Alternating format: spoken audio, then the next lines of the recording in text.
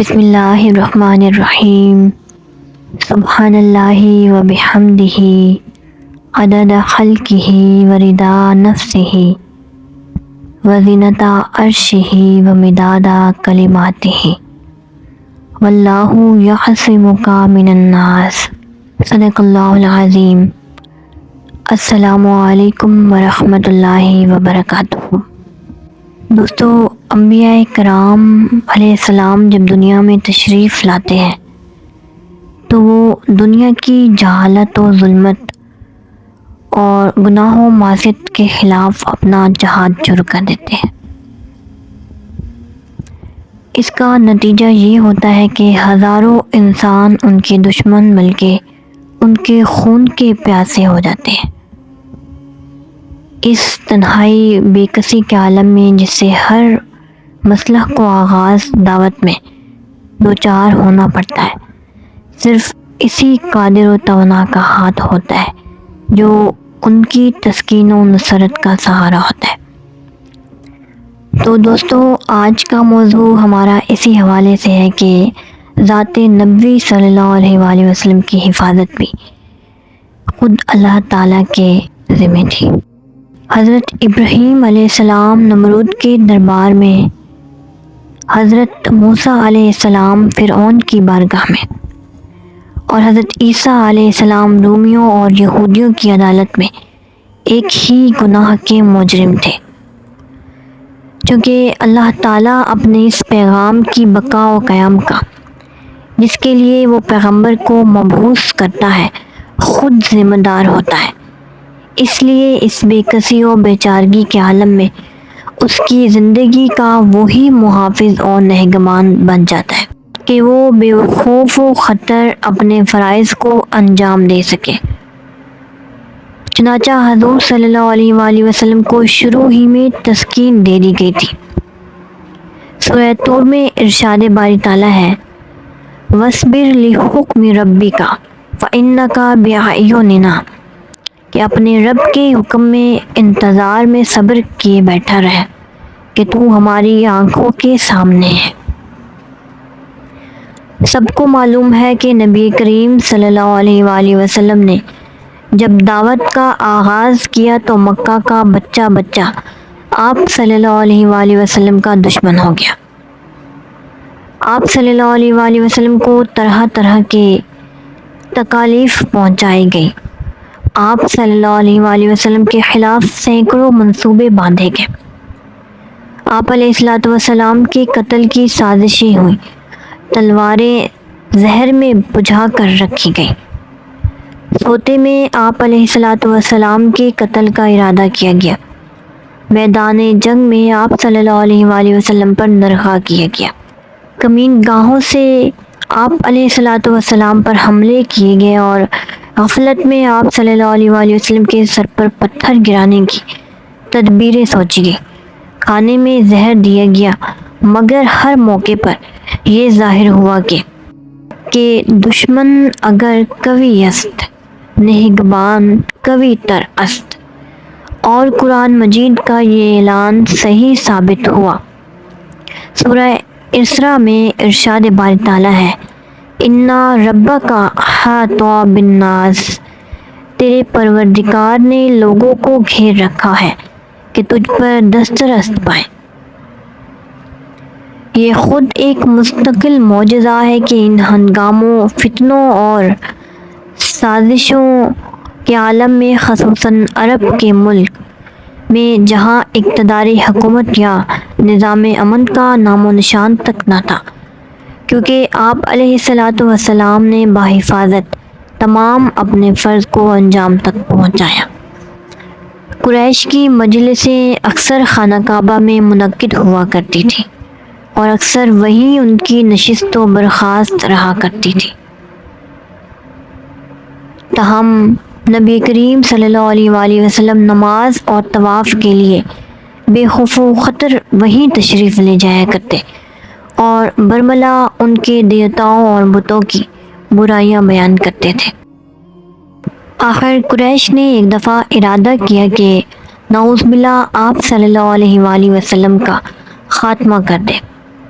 یہ خبر آپ صلی اللہ علیہ وآلہ وسلم تک پہنچتی ہے، مگر اس سے آپ صلی اللہ علیہ وآلہ وسلم کے ارادے میں کسی قسم کا دہن یا ضعف نہیں پیدا ہوتا۔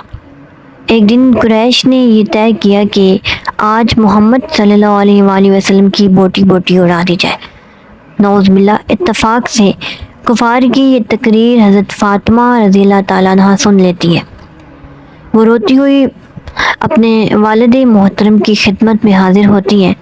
آپ علیہ الصلاۃ والسلام تسلی دیتے ہیں اور وضو کر کے حرم کی سمت روانہ ہو جاتے ہیں۔ دشمنوں کی نگاہیں آپ صلی اللہ علیہ وآلہ وسلم پر پڑتی ہیں تو وہ ان کی نگاہیں جو اب تک خون آشامی کے لیے تیار تھیں دفعتاً سر نگو ہو جاتی ہیں۔ حاکم میں ہے کہ اس کے بعد آپ صلی اللہ علیہ وآلہ وسلم نے چند کنکریاں اٹھا کر ماری اور جن کو یہ کنکریاں جا کر لگی وہ بدر میں مارے گئے۔ ایک دفعہ ابو جہل نے ارادہ کیا کہ اگر اب وہ آپ صلی اللہ علیہ وآلہ وسلم کو سجدے میں دیکھے گا تو آپ علیہ الصلاۃ والسلام کی پیشانی رگڑ دے گا۔ جب وہ اس ارادے سے آگے بڑھا تو جھجک کر پیچھے لوٹ گیا۔ لوگوں نے دریافت کیا تو اس نے کہا، مجھے ایسا معلوم ہوا ہے کہ میرے اور محمد صلی اللہ علیہ وآلہ وسلم کے درمیان آگ کی خندق حائل ہے اور چند پہرہ دار ہستیاں کھڑی ہیں۔ آپ صلی اللہ علیہ وآلہ وسلم نے فرمایا، اگر وہ میرے قریب آتا تو فرشتے اس کے ٹکڑے اڑا دیتے۔ معلوم ہے کہ جب شب کو آپ علیہ الصلاۃ والسلام نے ہجرت کا ارادہ کیا ہے تو قریش کے تمام خاندان نے مل کر آپ علیہ الصلاۃ والسلام کے قتل کا فیصلہ کر لیا تھا۔ قریش کے بہادر رات بھر خانہ اقدس کا پہرا دے رہے تھے، تاہم آپ علیہ الصلاۃ والسلام ان کے سامنے سے نکلے۔ زبان مبارک پر یہ آیت پاک تھی، وَجَعَلْنَا مِن بَيْنِ أَيْدِيهِمْ سَدًّا وَمِنْ خَلْفِهِمْ سَدًّا فَأَغْشَيْنَاهُمْ فَهُمْ لَا يُبْصِرُونَ، اور ہم نے ان کے آگے اور پیچھے دیواریں کھڑی کر دی، ان کی آنکھوں پر پردہ ڈال دیا کہ وہ نہیں دیکھتے ہیں۔ پہرہ داروں کی آنکھوں پر قدرت نے مہر لگا دی اور نبی کریم صلی اللہ علیہ وآلہ وسلم ان کے درمیان سے نکل کر چلے گئے۔ صبح ہوئی تو دشمن آپ علیہ الصلاۃ والسلام کے تعاقب میں اس غار تک پہنچ گئے جہاں آپ صلی اللہ علیہ وآلہ وسلم اور حضرت ابوبکر صدیق رضی اللہ تعالیٰ عنہ جا کر چھپے تھے۔ وہ اس غار کے دہانے تک پہنچ گئے اور اگر وہ ذرا چھپ کر دیکھتے تو ان مقدس پناہ گزینوں پر ان کی نظر پڑ جاتی، مگر خدا نے ان کی عقل اور دور اندیشی کے نور کو بجھا دیا کہ نیچے جھک کر دیکھنے کا خیال تک ان کے دل میں نہیں آیا۔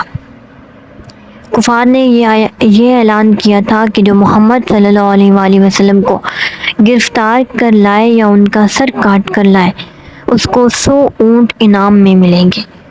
یہ سن کر سراقہ بن جاشم اپنے اسب رہوار پر سوار ہو کر آپ صلی اللہ علیہ وآلہ وسلم کے تعاقب میں روانہ ہوا اور دم بدم اس مختصر قافلے کے قریب ہو رہا تھا۔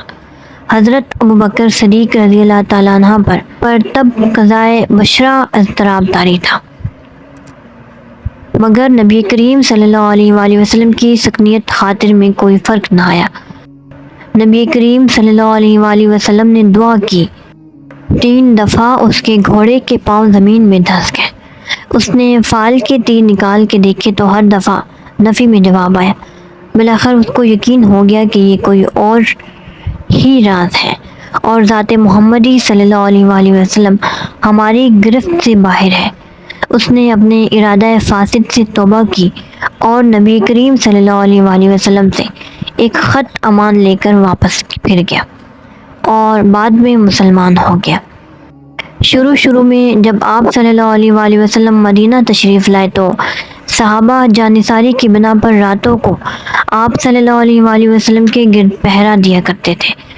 ایک رات صحابہ رضی اللہ تعالیٰ عنہ آپ صلی اللہ علیہ وآلہ وسلم کے خیمے کے گرد پہرا دے رہے تھے کہ یہ آیت نازل ہوئی، وَاللَّهُ يَعْصِمُكَ مِنَ النَّاسِ اور اللہ لوگوں سے تیری حفاظت کرے گا۔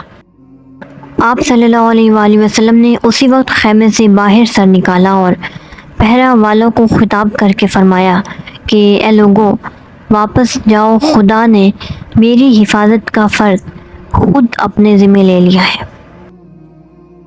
یہ وعدہ حفاظت ہزارہا مشکلات اور خطرات کے باوجود بھی پورا ہوتا رہا۔